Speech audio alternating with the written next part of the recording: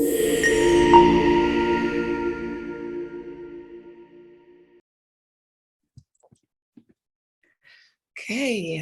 good morning, everybody. I hope you're all well on this beautiful Thursday morning. I am Nyatela, Senior Associate, Client Success from Telmar, and I would like to extend a very, very warm welcome to everyone who has joined us for today's Telmar and BrandMapp webinar. Welcome to Stuart, Brandon, and Julie from Wi-Fi. It is exciting to have you here in Joburg with me. Thank you to everyone for making the time this morning to join us for this exciting and what will be an insightful webinar. Should you have any questions for Brandon, please post those in the Q&A and kindly note that these will be addressed at the end of his presentation. Cool, so this is a two-part webinar series. Today is the very first one, and Brandon will be covering major trends and behavior shifts in 2022, looking at the new normal and how much that has actually changed, what a growing middle class actually means for brands and marketers, what's new in 2022 from cannabis to air fryers, topping consumer mind states, and also how to create a better future for South Africa. And then part 2, which is on the 13th of October, he'll be covering media moves, who's winning with the middle class. So he'll have a look at understanding the new media landscape, how remote working has changed media consumption, the new geo brand map, new measures and his audience profile for out of home, premium radio, and how you can't go work without BrandMapp, and unexpected media synergies and insights.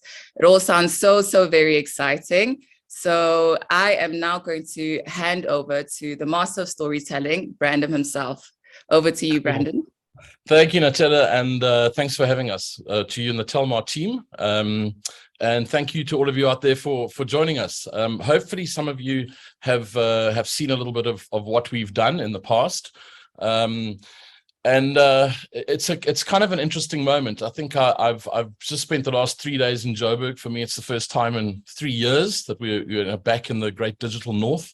And it's kind of it's interesting to see how the stories that we're busy telling are actually landing in reality out there. So I'm just going to say it up front. I'm trying desperately at the moment, in the midst of an enormous amount of negative news and negative takes, and just to try and find something that looks like a half full glass.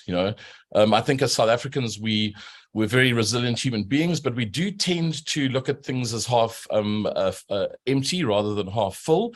And even if they are half full, we do manage to drop a lemon wedge in there just to sour things up a little bit, So I'm trying to find at least some of the positive news in amongst the obvious negativity. So just that's a disclaimer before we even jump in. So those of you who've seen any of our presentations will know I got accused yesterday in a presentation of, oh no, not those damn pyramid again. But I think it's important that we just position what we do and where BrandMapp fits in. I am a career journalist and a writer, and I take affront to things when people don't contextualize it. When you see a headline that says middle class South Africa or South Africans, when in fact it's referring to a piece of work that only speaks to a very specific piece. That's what we do. Okay, so very quickly, the way that we look at the moment as a country, about 43 million adults estimated. If you break those adults up into households by household income, about 70% of all adults, about 30 million adults, live in households earning under 10,000 Rand a month. That's a struggling class. We desperately need to help these people. There's a lot of social grants that sit in there. There's a lot of people under real strain. Life's hard at the bottom of the income pyramid. Then in the middle, it's what we call the middle class. And again, just a disclaimer, people throw the term middle class around. There's no technical definition of the middle class. Our definition of middle class in South Africa is the 10,000 Rand threshold. Okay. And we talk about a group of about another 10 million odd people that sit in households earning 10 to 40,000 Rand a month. And then right at the top of the pyramid, you've got this little group of 5% of adults in the country, about 2.8 million adults living in households earning 40,000 Rand a month or more. Okay. The reason it's important is that we earn 3 trillion Rand a year. And when you break the income up into those three pieces of the triangle actually sits the other way around. Okay, so the top 5% of earners in the country take home more than half of all formal income. So this is the imbalance in the South African social landscape or socio-economic landscape. It's kind of a visual representation of the Gini coefficient, if you've heard that famous term, the Gini coefficient. And it's why we are a country of extreme extremes, right? It's extreme extremes. So the work that we do has always unashamedly focused on the top two pieces of the triangle. There's a lot of work done by establishment surveys and landscape surveys that understand the bottom 70%. We have specialized for the last 10 years in really understanding this top piece of the triangle. So the work we do, the study we do every year, this year we got 33,000 respondents to BrandMapp. It's a massive, massive survey, and we specifically only survey people that represent the 12.8 million adults who live in the top of this triangle. Okay. We think they're really relatively important. I think the bottom of the triangle, if you talk about informal sector income, and if you talk about trickle-down effects, that money has to come from somewhere, and it has to get earned up here in the top of the triangle. So that's what we're really concerned about, is understanding how robust this group is, understanding how they behave as consumers, how they consume media, the products and services that they consume. Okay. So the first question then would be, well, how's the personal tax base doing? Because there are only about 7.5 million people who pay towards the personal tax pie in the country. It's the biggest wedge of tax. And if they're not healthy, then we're in real trouble. And geez, it's hard at the moment to understand what's going on. I mean, these three pieces are all published in recent weeks. They all are quoting Statistics South Africa. These are credible sources of news.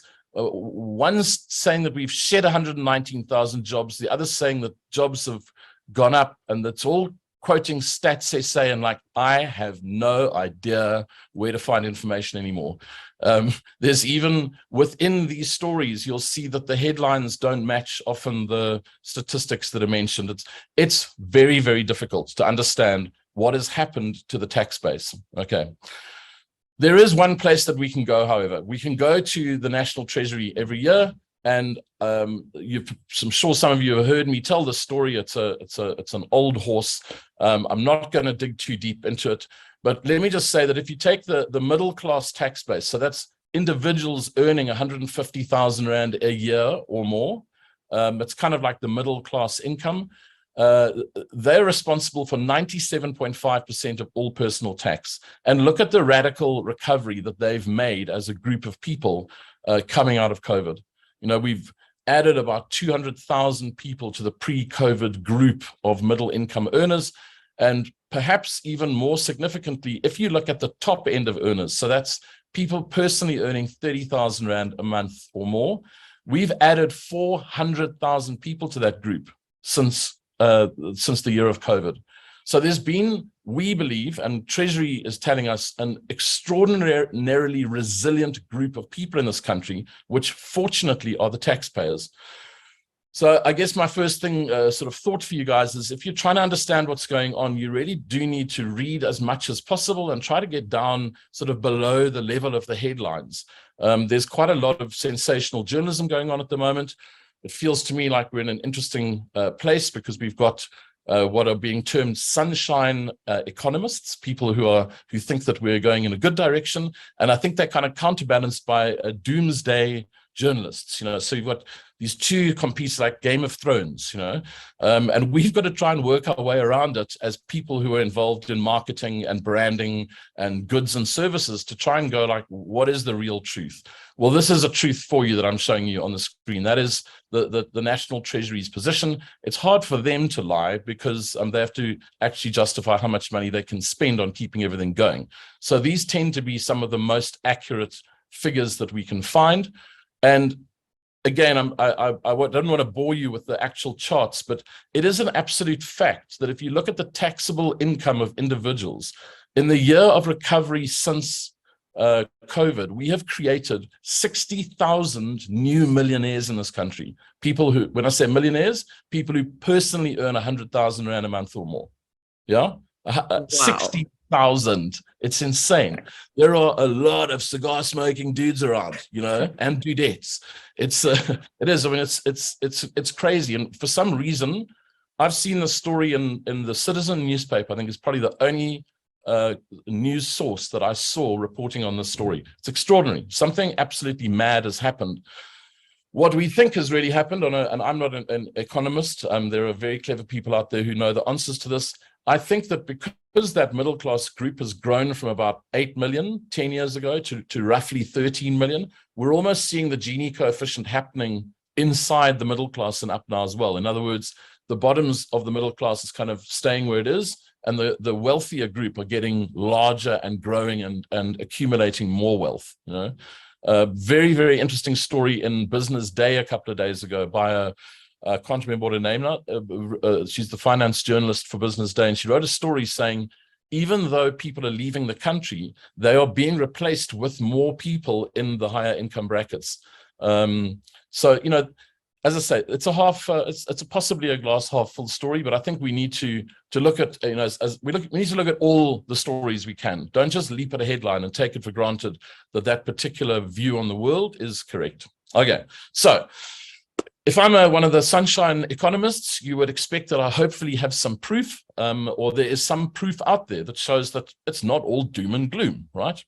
Where does the proof lie? Well, this story here is actually the source of some of those reports. So what's happening at the moment, and the reason it's super confusing, is that Stats South Africa has two different reports that they issue around about the same time. One's called the Quarterly Labour Force Survey. The other's called the Quarterly Employment Survey.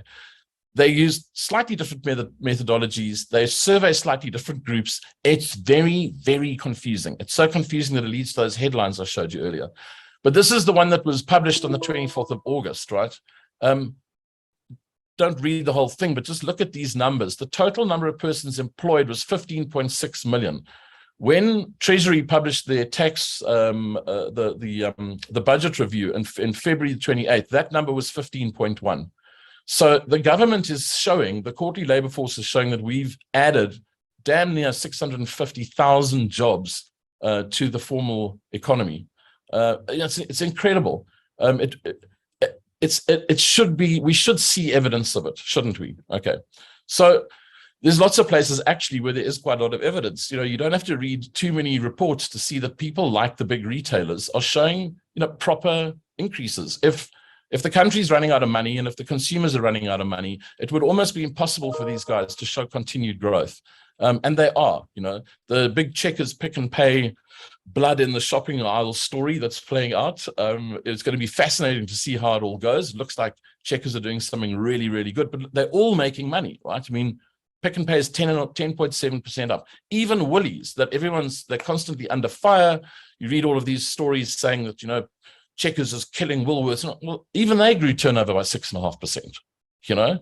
So there's definitely something happening out there in the marketplace. One of the best stories ever is the new passenger car sales. So we've always looked at passenger car sales as being a really interesting litmus test for how well things are doing. Have you ever seen these charts, Natalia? No. No, I have not. Okay, so we show these quite often, and it's interesting that people, I don't know, again, it's a story that's not being told, and I'm not terribly sure why, because it's a fascinating story.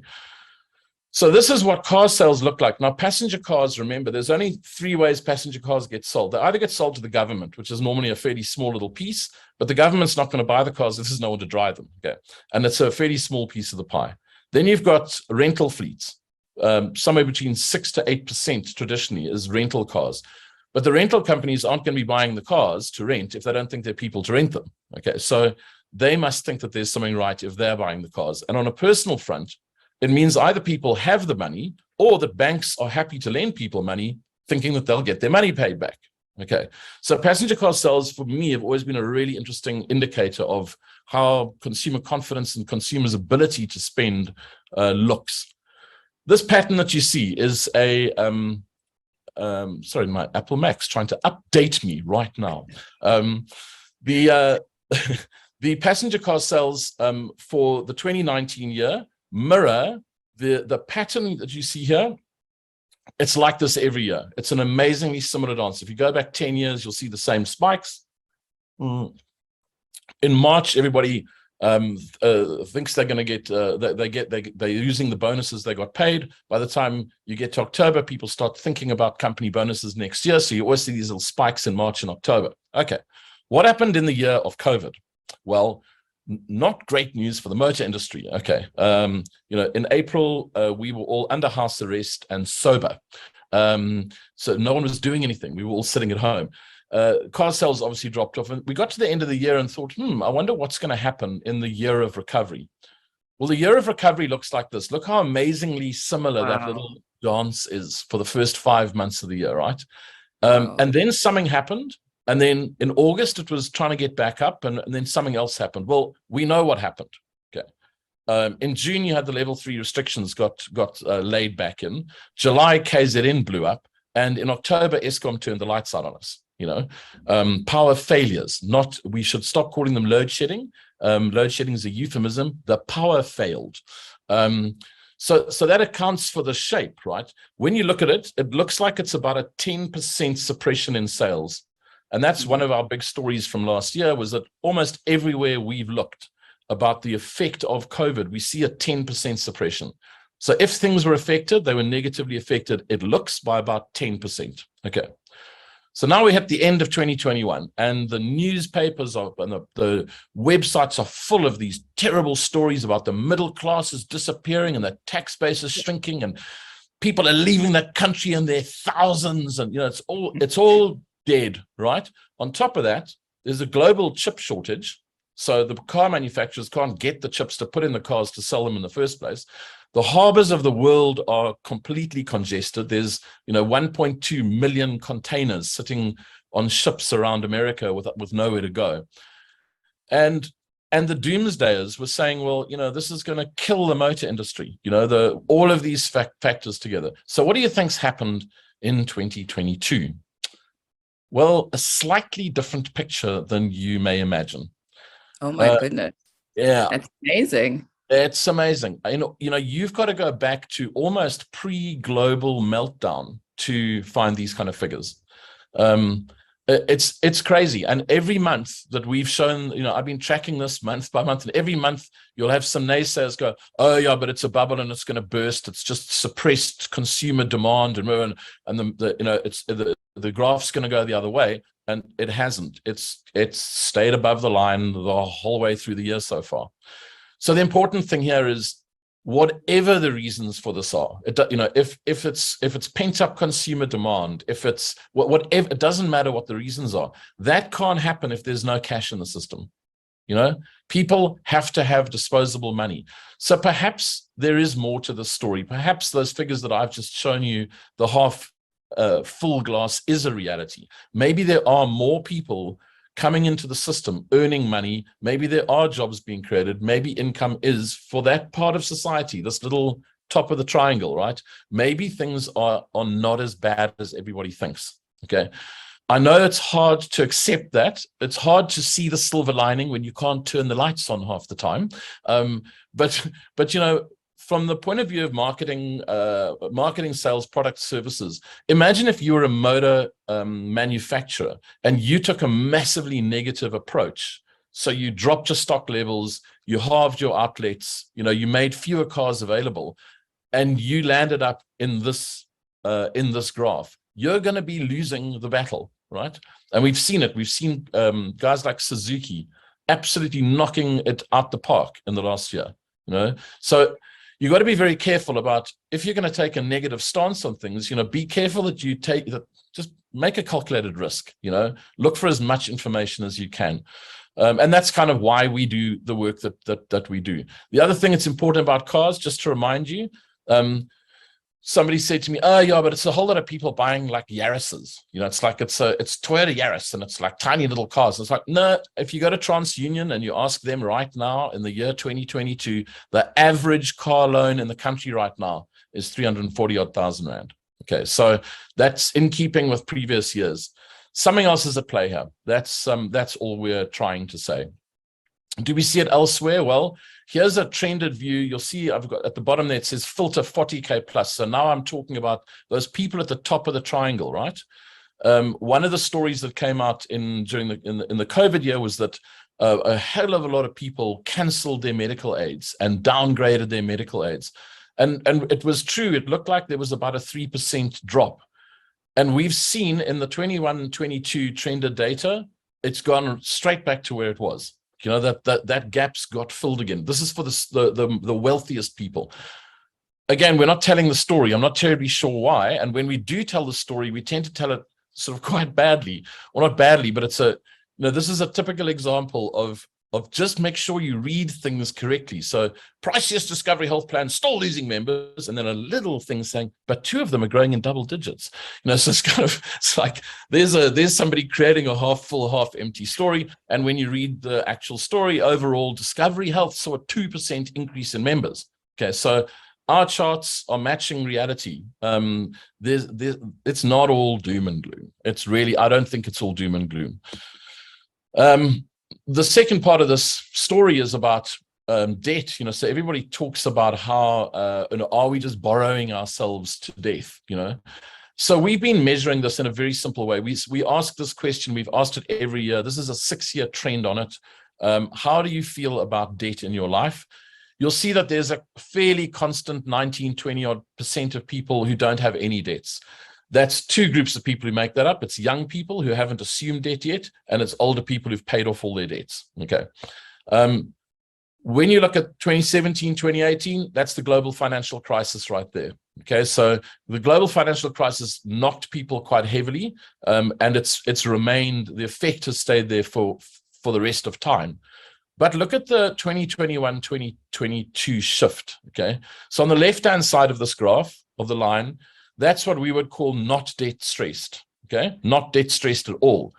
On the right-hand side is people who would be debt stressed to some degree, and it includes people saying, I feel nervous. They're not worried yet, they're just nervous, but let's count them in. It's about a 55-45% kind of equation, right? So 55% of the middle class aren't freaked out about debt. They are controlling their debts, they're happy to assume debt, they're happy to take car loans and house loans, because they know they can pay them off. So there's a slight shift here. Yes, we're seeing a negative shift. It'll be super interesting to see how that plays out over the next year. I'm not saying it's as hunky-dory as it was, but it's not like it's shifted the other way. And all of a sudden, there are 60% of people freaking out about debt. So I think that the debt crisis, for us, it feels like it's lower down the income band. People who are registered for tax, but actually don't pay tax, they're the under 90,000 Rand a year is the threshold, right? I think that those are the people who are taking the pain with debt. But in the middle class and up, we just don't, what we call the middle class and up, we just don't see it being as big a factor as everybody thinks. Okay, so that's the, how does that sit with you? Natella, do you think, does that sound mad? Do I sound like a madman, You know what? It's actually really great to hear that the glass is half full and not the other way around, especially when all you see are these very frightening articles from your business takes about the SA middle class. And, as you mentioned, how they are moving out in larger numbers. So it's very, very interesting to see that there is something to look forward to. Totally. Well, I think it's just, I feel like I'm on a bit of a soapbox, but I do feel quite strongly about this because for some reason, we as audiences, we just assume that journalism has credibility and that the people who are writing these stories are doing everything for the right reason, which is to tell the full story. And it seems to me like that's not happening. You can talk, yes, there are a lot of people leaving the country, but if there are 20,000 people a year leaving the country and 400,000 people joining the top end of taxpayers, it means that that's quite a positive shift in the tax base. It's not a negative shift, Okay, let me get off the soapbox. Let's talk about some fun stuff. So what are the big shifts that we've seen? So the cool thing, obviously, is that we now have 3 very, very consistent sets of data for the last 3 years. We've got a BrandMapp 2020 that came out of field just before the world started coughing. Then we obviously all went into lockdown and things got nasty. And we had a piece of BrandMapp 2021 is a data set that almost shows how people, what happened after, what was the effect of lockdown and the impact of COVID. And now we've got a data set. It's a brand new baby. You guys are literally the first people to see some of this stuff. I don't even know its name yet. It's not. I haven't had time to get to know the child, but it's looking super interesting already. Just as a longitudinal study of what has really changed and what hasn't. Okay, so are there any big shifts? So some of these charts that I'm going to be showing you, you'll see three kind of bars, right? Red is effectively what we were doing before COVID. Gray is in many cases what we wanted to do, because we couldn't ask things like how often or which flights have you taken in the past year? We weren't allowed to fly. So we had to say, what do you think you'll be doing? And then in the orange is the 2022 data. And that's what people have actually managed to do. Okay. So here's an example. Which of these flights have you taken in the past year? So in 2020, we had an absolutely accurate measure of kind of our propensity to jump into airplanes. We were flying a lot. Okay. In 2021, we asked people, how often do you see yourself flying in the next year? And you can see there was this massive appetite for travel, right? Like 36% of people were traveling domestically and 60% ticked the box saying, I really want to take a domestic flight. So this is more about appetite than about reality. Obviously, it was we were trying to measure appetite, and we saw that people had a massive appetite for everything other than domestic flying for business. We assumed that was because of what we're doing right now. Why jump on a plane and fly halfway around the country if you can just jump on a Zoom call? What's happened? Well, it's a pretty clear indication that our desires are certainly nowhere near fulfilled. Okay, when it comes to something like international flights for holiday or leisure, we just haven't managed to get back to that level. We know that flying's hard at the moment. On a domestic level, we've almost got back there, but business is still way down. So this to me speaks of massive unfulfilled desire. Like, I think if I was in the travel business, I might not be doing it right now, but I would definitely have a small group of people, a tactical team working on what to do to fulfill this desire when the airports open up again, when there's more than just Airlink and Fly SAF Air planes on the tarmac. So massive unfulfilled desire. We see the same thing in the restaurant and eating out industry. So, this is obviously a very, again, it's a really good indicator of where things are at. I don't know about you guys. For me, I'm amazed at how the restaurants are full again. Coming up here for the first time in 3 years, I'm like, wow. Apart from the fact that you seem to have, it looks like you've doubled the size of Joburg in 3 years. There's just new buildings everywhere. But everywhere I've gone, there's been full restaurants. The restaurants are full midweek as they kind of used to be. So what's the story here? Well, in the COVID year, we were going to some of our clients. We deal with quite a lot of the players in this segment, and we measured. The question was, how often do you see yourself eating at sit-down restaurants, right? So we weren't allowed to eat out totally. So we just said, how often do you think you want to do it? And what we saw is that people wanted to do exactly what they were doing before lockdown, right? The charts are the same. It's like the same number of people said they would be eating out with the same frequency. So that's what the desire was, right? What's actually happened?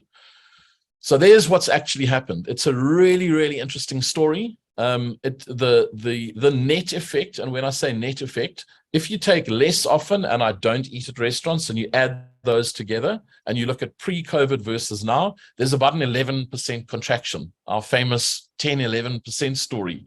So what it means to me is that overall the net effect of, it's not necessarily that we don't have the money to, I think it's the people, we've got into the habit now, we've got into different sets of habits, and it looks like there's about a 10% shift in the restaurant industry. We are a Spur, we do quite a lot of work with the Spur group, and they went through a lot of weird stuff. Like, they were often in the news, everybody was saying they're going to be in real trouble during lockdown. Amazingly, they managed to put some really, really clever thinking and good strategy behind their business, and they published this report a couple of months ago. So Of course, it's just complete coincidence that the data backs up what their reality is. But the Spur Group was down 10.5% in revenue, but their profitability is up. That means they saw this coming.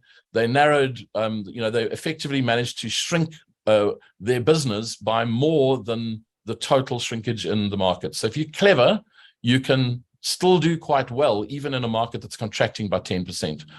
What's important for me about this is it's 10%, not 50, right? It's like, it's not like everybody stopped eating again. It's just there has been an effect.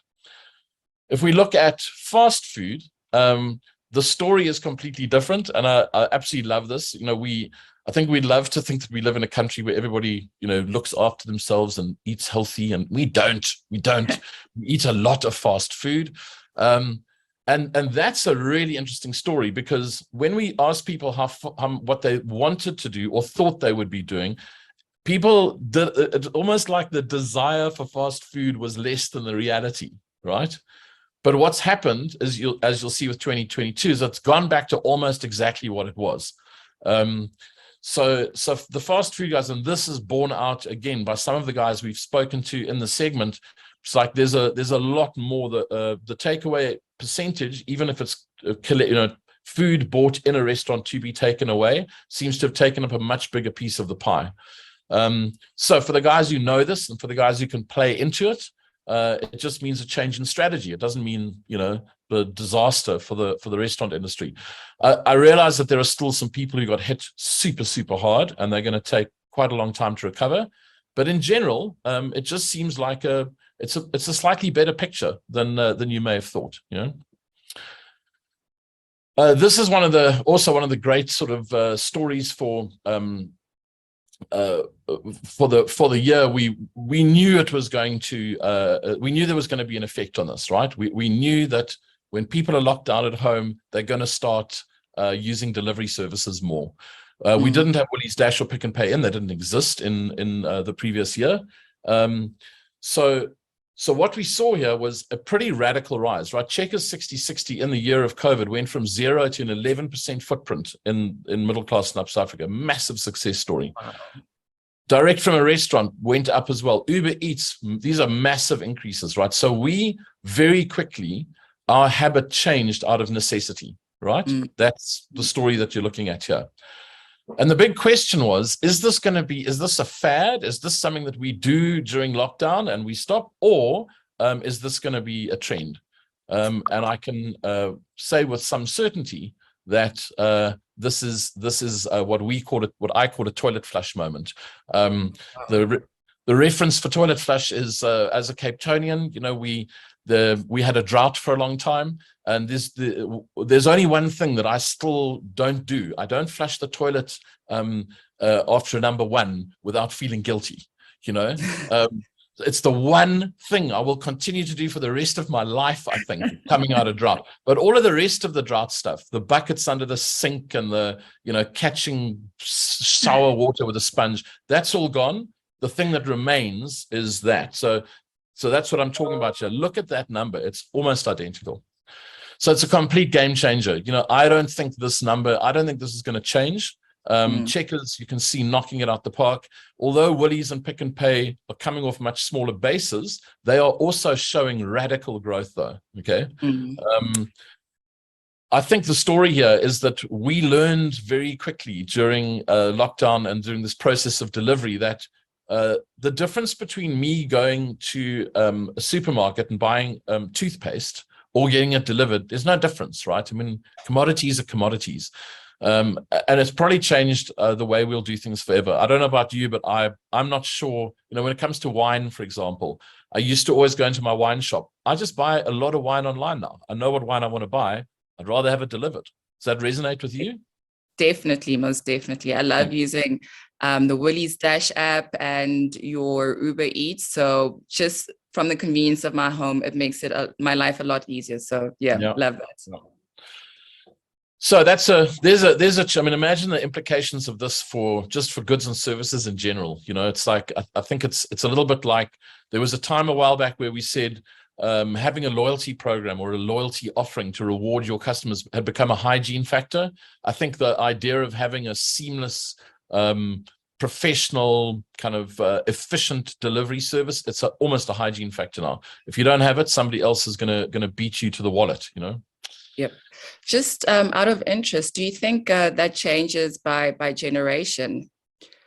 Definitely. When you put an age filter onto that, those of you who are Telmar users who have BrandMapp, start playing around with that information, with age filters, with also geo-specific. You know, people living in different areas will definitely be using it more. People who have different dwelling units, for example, will be using these things differently, and obviously family size. Right. So I think one of the big shifts is that family buy, you know, mum or dad or whoever does the shopping, popping down to get the weekly shop. I think that's where Checkers 60/60 has changed behavior quite radically. Yeah, so definitely, there are definitely some interesting segmented views of that. But you'd need a good crosstab tool to do that work. Okay, so let me show you a couple of sort of fun things about lifestyles. So, you know, one of the nice things about doing a 100% independent survey is that we can put in whatever we want. So in order to establish SEMs, you obviously have to ask a whole bunch of questions. There's about 16 questions you have to ask. And it comes down to things like, do you own a microwave, whatever. In that same question, I thought, my wife and I write quite a lot about food and drinking and eating and cooking. And I wanted to see how many people don't understand that the word fry is a verb which means to cook food in hot oil or fat. And they fell for the air fryer thing. Don't get me started. Unbelievable statistic though. Hey? Unbelievable. We do some work with Yuppie Chef, and they confirmed for us that it was a huge part of their business in the last year.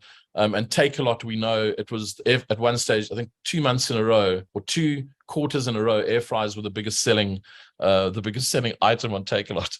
So there's a lot of air fryers in South African suburbia right now. And again, it's an interesting thought, because it's not a trend, it's that's a physical change in your cooking habits. Imagine being able to satisfy the demands of those people who are finding a different way to cook. You know, all jokes aside, it's something that marketers and product manufacturers can definitely tap into. Okay, this is one of our big stories. So we obviously everybody's been talking about this. You may have read the story in the press in the last couple of weeks. We took it to press because we thought it was worth it. The concept of hybrid working is just so fascinating. I mean, we're sitting here in the Telmar offices, and I think, like a lot of other people, you know, you guys are not all back at work, but you're still coming into the office. So it's a hybrid working situation. We don't have any figures about before. Interestingly, there's some dodgy figures out there. They all point to the same thing, which is before anybody thought of asking the question, it looks like about 25% of people ever contemplated working from home in any way. And that would obviously include all of your entrepreneurs and, you know, people with home businesses. So this year we thought, let's measure it. And that is what the figures have come back.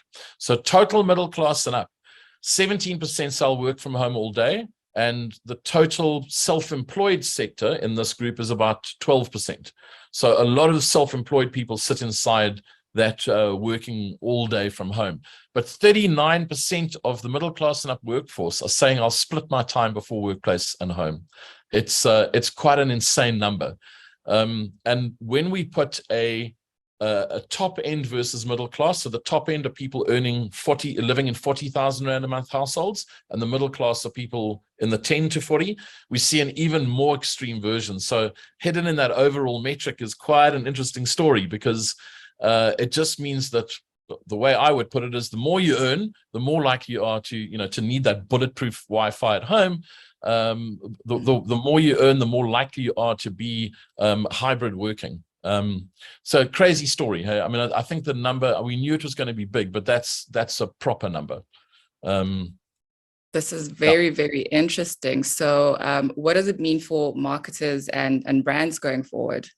Oh, geez, I think the implications of this are absolutely enormous. I mean, think of something like, so we do a lot of work in radio. And we've shown in this segment of the market, we've shown how the evening drive show, which has traditionally been one of the cornerstones of radio, right? It's actually shifted earlier. It's shifted earlier. These guys are listening to the radio. They're more likely to be listening to the radio driving around during the day than they are coming home from work, because they're not coming home from work at 5 o'clock anymore. So, so we see like morning radio is actually at a higher level than we've ever measured it. Wow. But driving around the day is now the second most frequently listened to time of day for the middle class and up. And I think it's got something to do with this. Think about like the fast food sector and, when people's whole lives change around, and the mobility is happening during the day, not in that traditional after work thing. I think it could have huge implications for the entertainment and leisure industry, the food industry. Anybody who was traditionally dealing with an historical timeline for consumerism, which went like, there's a lot of stuff that happens in the morning and a lot of stuff that happens in the evening on the way home, and nothing happens in between. Well, it's changed. Now there's a lot of stuff happening in between, So really fascinating. Not sure. It's going to be fascinating to see how this trends actually over the next year. I do think it's here to stay. I think there is not a single company that we work with, from some of the big financial guys all the way down to advertising agencies and media agencies that aren't buying into this, and the fascinating little insight. One of our creative agency friends said that they'd gone back to the hybrid model to get people back to the office occasionally, so they didn't burn out from working too much at home. Because one of the other things that I think's happened is those of us who do work at home, like, sometimes I'll hit 9 o'clock at night, and I'm going mad. I've got to stop. So there's also, there's mental health issues involved in here and all sorts of things. It's an amazing story.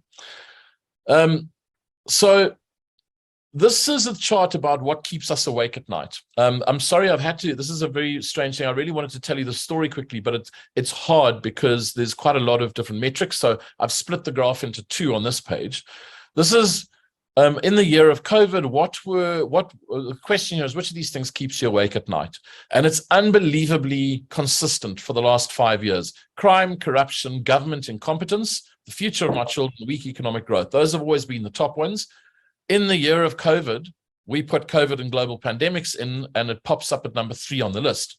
Importantly, welcome to South Africa, where a global pandemic with millions of people is still less of a worry to us than crime and corruption. Okay, it's a bit of an indictment, but that's what the chart looked like. And we were sitting here going, geez, I wonder if the time we've spent in lockdown and the recovery period, I wonder what effect it's had on us and the things that we worry about, especially given the radical changes that have happened around us in the country, right? And this is what it looks like. It's, as I said, it's too small. Some of you are probably sitting there going like, what on earth is he trying to do to us? Don't worry about it. I'll show you what's happened in the big picture. There are 4 things that have leapt up in importance in our lives. I'll show you exactly what they are in a second.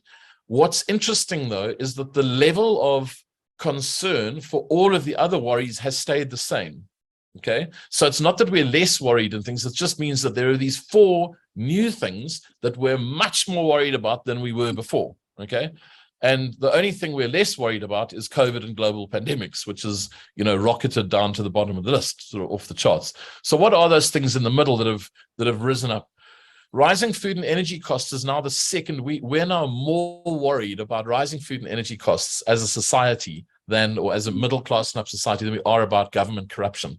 A bit weird when you read headlines about 300 million rand being stolen from Lotto and stuff like that. But it just means that we are all hyper aware of what's going on at the moment in the economy. I think it's a good thing. The Eskom power shortages is a massive leap up, and I think what's happening is I think we're all realizing now that it's not sustainable, and it doesn't. We're much more worried than we were about it, because that 32% is not at a time when there were no power outages. the 32% is still, we were aware that there was problems at Eskom. Just feels like it's much more on our radar now. I put climate change in to show you that there's no change when it comes to climate change. Okay, people are, unfortunately, I think we have so many other things to worry about that the climate almost takes a back seat sometimes. But this year, for the first time, food security and water shortages up quite significantly. So I think it's a good thing. I think as one of the things we need to talk more about is the food security issue, the climate change, how all of that fits into the consumer world. Actually, so we're all part of a world here, and we don't worry enough about it. Because we've got these other things that are constantly on our mind, power and rising food costs. So just an interesting story about, just shows you how fast our mindsets can change in South Africa. A country that we are a country of extremes, as I said. Okay, so if we're all stressed out about all this stuff, one of the things we wondered is how people are handling all that stress. I'll show you two ways that they're doing it. So this was a new measure. For this year, we asked, which of these activities do you regularly engage in for your own well-being? 26% of people said none of them. So 26% is another one of those lovely numbers. It's we also see 26% of all middle class and up adults saying they don't do any exercise, like they literally are couch potatoes. Here's the same thing. 26% of people said I do none of these things. But I think the level of something like spa treatments and massage is incredibly high. It's a And we know the figures. This is a big industry.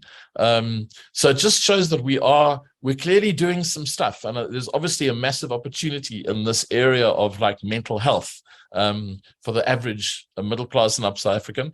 And then a lot of us doing what we meditation it doesn't really cost as much as a spa treatment. Not so much take up for the micro dosing of mushrooms. I know I just put it in to see if anybody was doing it. Turns out 1% of people are. What else are we doing to handle all that stress? Well, we do, I think, have a national drinking problem. Yeah. This is what the charts look like for 2020 and 2021. We looked at this story and there were a few things that are interesting about it. Obviously, there's just this general tick up in everything other than beer, right? So beer flatlines, everything else, it looks like they've gone up. My theory on all of it was that there was a lot of people started drinking literally whatever was left in the house, right? It's like, so if you weren't a cider drinker and there were a few ciders left, well, I'll drink the cider. And then when we ask you the question, do you regularly drink cider? They're like, I am drinking, cider.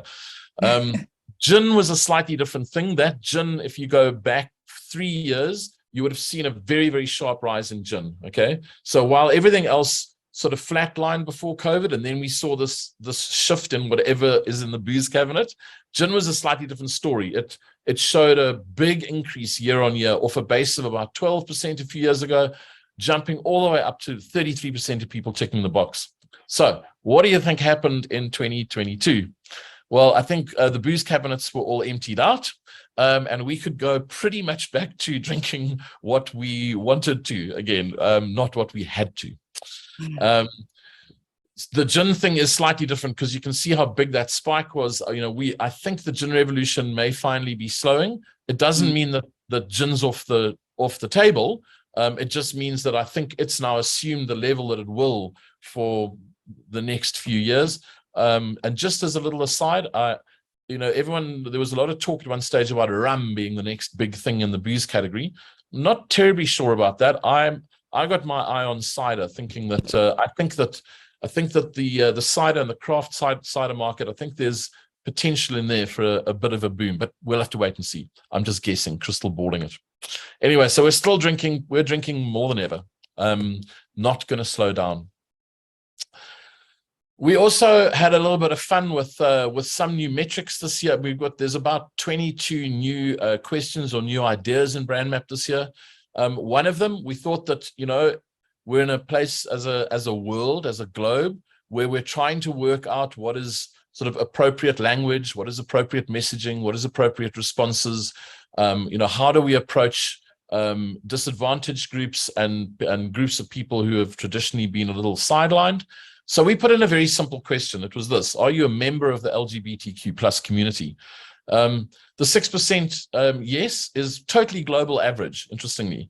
Doesn't matter where you look. You can look at the Pew research in the US or Ronald research in the UK and Europe. You come up with the same number.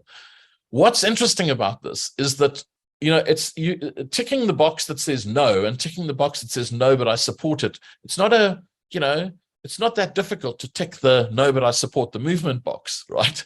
So I thought it was going to be quite an interesting way of just seeing, where the kind of skew in potential wokeness in our society is with this particular issue. So 48% of people just flat out no, and then the 34% saying no, but I support the movement. The reason why this is an interesting story, to your point earlier, when you said, what happens if we put an age thing on? Look at what happens when you put an age filter onto that particular question, okay? Now you see why it's so skewed, because, man, those boomers, they're just fast asleep, like 21% of them saying I'd support it, whereas younger people, far more likely to say, no, but I still support the movement, So I think it's a lovely illustration of shifting ideas within generational cohorts, love charts like this. It's one of the reasons why I love using data and love cross-tabbing data, because when you see something like this with these nice ski slopes, it always makes for super interesting stories. Another thing we popped in this year, we've always been able to use BrandMapp in a geo-specific way with postcode. We messed around with a whole lot of things this year, and one thing we thought we'd put in is shopping malls. So by province, we now have a measure on that question: which of these shopping malls do you regularly visit? There are a few things that immediately come out. I've just got the Johannesburg malls here. Obviously, we could only go with the super regional malls, the regional malls, and then a couple of what we would call the middle class or top end kind of malls. What we've been, it's brand new. I've done one piece of work out of this for a retail client, and it's for those of you who are going to be using the data and are going to be cross-tabbing and messing around. What it allows us to do is get an amazing picture of mobility, right? So in other words, how far away do you have to be to stop using more than one mall, and I can tell you for this picture, it's just so lovely because Mall of Africa like sits in the middle of the world, and you can almost see how far away people are obviously by the malls that they regularly visit. So super interesting for retailers, obviously, and then really interesting just to start trying to understand that consumer mobility picture, We also are using it because there's a lot of talk about out-of-home media at the moment. And geez, I mean, up here in Joburg, I cannot believe how much those scaffolding billboards on the side of the road, which are, new since 2021 for me. That's insane, right? I mean, it's a massive part of your visual environment in Johannesburg, all over South Africa. And obviously it's a fiercely competitive media space. So we thought we'd put a metric in. What is interesting about this metric is that, when you ask wealthier people about advertising and branding, you always see a beautiful picture that emerges. You'll see this guy, you'll have some saying, oh no, I mean, I hate logos and I hate branding and advertising doesn't work on me. It has no effect. And he's kind of looking at his Tag Heuer watch and about to get in his Jaguar and, putting his Mont Blanc pen in his jacket. So we tend to get fairly low levels of response to these kind of questions, but we didn't here. 35% of people saying none of these. There's more than this in the actual question. It goes all the way down to street polls and bins and bus stops. But the fact that 25% of people are recognizing billboards on the roadside, they're saying that it is catching my eye, I think is a huge story. So yeah, there's a lot of new things like that in BrandMapp, and as always, the reason why we're on this particular call is this idea of using data in a cross-tab way and seeing what powerful stories you can find Another view of that story I just showed you. So if you take people in Gauteng versus people in the Western Cape and you ask them this question, what does it look like? Look how radically more likely people in Gauteng are to tick that billboard. Literally 100% more likely to be to have billboard on the roadside in their sites, very much in sorry for the pun, but in their sites. So yeah, so that is one of the other new measures in the data. As I said, there's quite a lot. I specifically haven't touched on media. I just thought I'd give you a very broad idea here about some of the fun trends and shifts. We've got a whole bunch of stuff about media, and that media landscape has shifted in some really, really interesting ways as well. But that's for another time. I think we've got another webinar in a month or so. Yeah, so for now, that's all I had for you. Just a bunch of really crazy little insights about how the middle class has shifted. And if they're not of immediate use to you, hopefully, at least it'll make you even more interesting at your dinner party this weekend.